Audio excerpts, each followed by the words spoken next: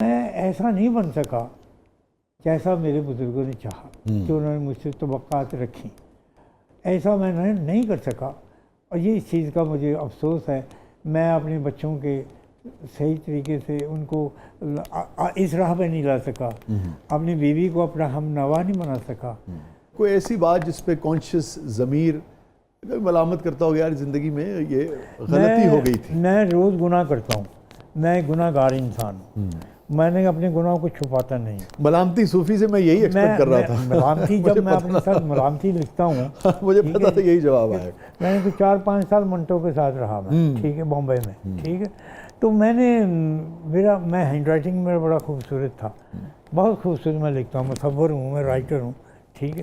ये सारी चीज़ें अल्लाह सुब्हानहू अता की। नहीं, आप राइटर तो कमाल बला के राइटर हैं, क्या बात है। कतील शफाई साहब का मुझे उनकी नवमगी जो थी और जो उनके अंदर जो मिठास थी, हाँ जी, और जो उसके अंदर मिलन का, हाँ जी, जो मिलाप का जो रंग था, जुदाई का जो रंग क्या था, बात। मैं हैरान हूँ कि आज भी मैं कभी कोई गुनगुनाता हूँ कुछ चीज़ तो मैं कतील साहब की चीज़ गुनगुनाता हूँ। वो गुनगुनाने से मुझे कतील साहब का शेर याद आ गया। देखिए क्या इमेजिनेशन है। गुनगुनाती हुई आती हैं फलक से बूंदें, हाँ, गुनगुनाती हुई आती हैं फलक से बूंदें, कोई बदली तेरी पाजेब से टकराई। कतील शफाई। अच्छा, मंटो साहब की फ़िक्र जो थी वो बहुत मुख्तलिफ थी, जो आपकी, अशफाक साहब की, बानो आपा की, और उससे एक मुख्तलिफ वो था ना। मगर यानी कि आप तसव्वुफ़ में ना उन्हें रखें, मगर मलामतियाँ में तो रखेंगे आप उन्हें। मैं आपकी खिदमत में अर्ज़ करूँ, मलामती रंग बड़ा प्यारा रंग होता है, ठीक है जी। और मैं ये समझता हूँ कि मलामत ही ने मुझे बचा के रखा हुआ है। वाह। अब जैसे मैं अपने आप को मैं खाना नहीं खाता, इतना सा लेता हूँ, पकाता हूँ बहुत बड़ी बड़ी जगह, ठीक है, खुद खाता हूँ इतना। ये जूती जो मैंने पहनी हुई है, इसको 3 जगह मैंने टेपें लगाई हुई हैं और लगाई हुई है 12 साल से पहनी हुई है। इस कड़े को मैंने ऑस्ट्रेलिया में परसों रंग करवाया था, और इस डंडे को भी, ये भी कुछ 13 साल के बाद, और ये खुदा जाने किस ज़माने का मेरे पास, ठीक हो गया। अच्छा, 30 वर्ष हो गए मैं नाई के पास नहीं गया। चांद जी, क्या कह रहा हूँ, 30 ईयर्स, ना कंघी, ना उसकी कैंची, ना उसकी मशीन, ना उसकी कुर्सी, ना उसका गंदा कपड़ा, ना उसका पाउडर, मैं इससे ना वाकिफ़ हूँ। 30 वर्ष पहले मैं एक फिल्म बना रहा था, उसमें मेरा एक करैक्टर था, जी, तो मैं उसको किया, सिलसिला किया, शाहनूर में था, तो उसमें वो अपना सिलसिला था। उस वक्त मैंने उसका काम किया थोड़ा सा, और उसके बाद मेरे फिर मुर्शद साहब ने नाराज़ हुए कि आपने ऐसा क्यों किया। मैंने कहा जी मुझसे गलत थी। तो कहने लगे अब तेरे चेहरे पे कंजी, बस यहाँ पे थोड़ा सा मैं कर लेता हूँ सिलसिला, भवें के बाद मेरे 8-8 इंच हो जाते हैं। अदाकारी का शौक़ रहा आपको? मैं बहुत बड़ा एक्टर हूँ। आप शौक की बात कर रहे हैं, आप शौक की बात कर रहे हैं। अच्छा, मुझे शेक्सपियर का कोई आप ड्रामा देख लें, मैकबेथ का पूरा सीन देख लें, रोमियो जूलियट का मुझे पूरे के पूरे सीन देख लें, अगर हशर काश्मीरी के सारे ड्रामे मुझसे सुन लें। वाह। बाबा जी ये फरमाइए, ज़िंदगी का सबसे पुरमुसर्रत लम्हा? मैंने अपने माँ बाप को जब अपने कांधों पे उठा के हज कराया। आपकी ज़िंदगी का सबसे गमगीन लम्हा? एक बंगाली बच्चा था, और छोटा सा बच्चा था जिसे मैं कॉकस बाज़ार से लाया था, इतना सा बच्चा था, और वो अपाहिज था। तो मैंने सारे डॉक्यूमेंट उसके मुकम्मल करवाए, काफ़ी मेरा उसके ऊपर पैसा लगा। डिपॉजिट के अंदर मैंने काफ़ी पैसा, उधर लाखों रुपए रखे कि अगर मैं लेट हो जाऊँ या ये करूँ वो। किस सन की बात है ये? जी, किस सन की बात है? ये मेरा ख्याल है वो हो गए होंगे इस साल 45 वर्ष हो गए। अच्छा, ठीक है, ये तो बांग्लादेश बनने से पहले की बात है? हाँ जी, हाँ जी। तो बच्चा इत्तेफाक से एक नाव के अंदर से वो फिसला और पानी के अंदर गिरा, और उसके बाद उसकी लाश का कोई पता नहीं चला। तो वो जितने मैंने दिया हुआ था सिलसिला, वो फिर मैंने उनको दान दे दिया। हाँ जी, और उस वक्त मेरा भी दिल चाह रहा था कि मैं भी छलांग लगा के उसके पीछे, वो ज़िंदगी का मेरा लम्हा, वो आज भी आपको, वो आज भी याद है। मेरे पास तस्वीरें भी हैं उस बच्चे की। बाबा जी भी आपने जिक्र किया अभी जैसे दूसरी शादी आप फरमा रहे हैं कि आपने उसकी ख़ास वजह थी, मगर फिर पहली बेगम को एतराज़ नहीं हुआ उस पर?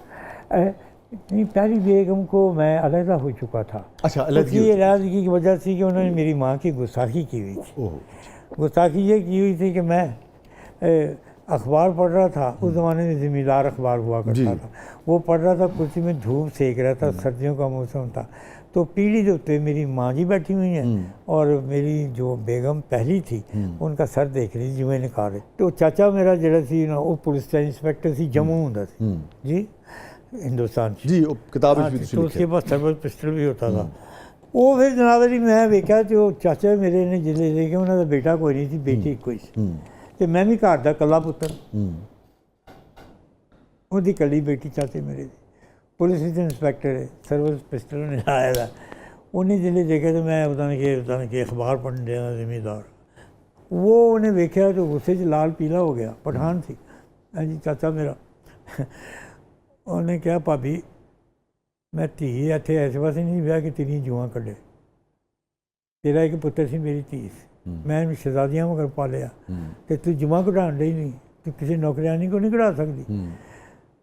मैंने बड़े तहम्मुल से उनके डायलॉग सुने, बड़े आराम दे नाल मैं अखबार जड़ा ना मैं उछलिया ना मैं कूदिया ना मेरी अखां हुई ने ना मेरा खून तलमलाया।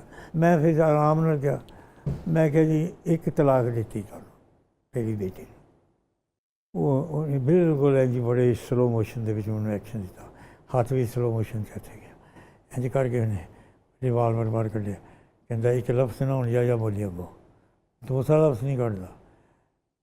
मैं भी खलो गया उठ के, मैं क्या जी दूसरी भी दी, तो तीसरी है जी उन्हें शरा शरीयत का पता कोई नहीं है जी, गल तो मोटी है, मलामती में की पता कि चीज़ चंगी कि चीज़ बनती, बस वो चीज़ है।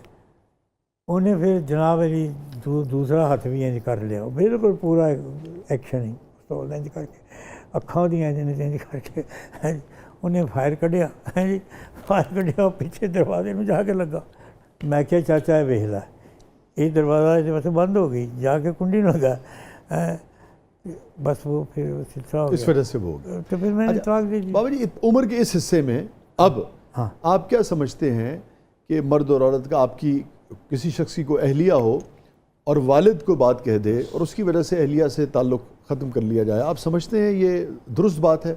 मैं शाह साहब आपकी खिदमत में करूँ, जो ज़िंदगी के अहम फैसले होते हैं ना, जिनके आगे एक तरफ जन्नत होती है, एक तरफ दोज़ख होता है, एक तरफ कुफर होता है, एक तरफ ईमान यकीन होता है, उस वक्त जो भी फैसला करता है ना ठीक करता है बंदा, क्योंकि उसमें गर्ज नहीं होती, उसके अंदर जहालत नहीं होती। आप 60 साल के बाद भी समझते हैं फैसला दुरुस्त था?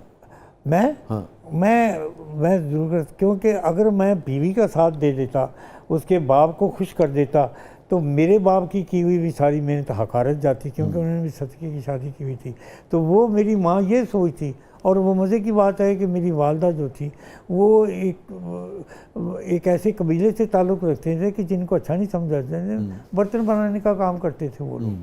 बहुत बहुत शुक्रिया बाबा जी, थैंक यू सो मच, आपने वक्त निकाला, आप तशरीफ़ लाए। दुनिया आप से इख्तलाफ करे या आपकी किसी बात से इत्तफाक करे, मगर बहरहाल आप अपनी तर्ज के एक मुनफरिद आदमी हैं। बहुत बहुत शुक्रिया, आपकी तशरीफ़ आवरी का बहुत बहुत शुक्रिया। नाज़रीन, ये था आज का ज़बरदस्त, अपने फ़ीडबैक से हमें आगाह कीजिएगा। हो सकता है कुछ लोगों को बाबा जी की बातें बहुत ज़्यादा पसंद आएँ, हो सकता है कुछ लोगों की राय बाबा जी की बातों से मुख्तलिफ हो, मगर जो भी उनके ख़यालात थे वो हमने सामने रखे। जो सवालात आपके जहन में उठ सकते थे वो भी हमने कोशिश की कि बाबा जी की सामने रखें, और उन्होंने बड़ी मोहब्बत से और शफ़क़त से उन इख्तिलाफ़ी सवालात का जवाब भी दिया। करम हुआ। इजाज़त दीजिए, अल्लाह हाफ़िज़।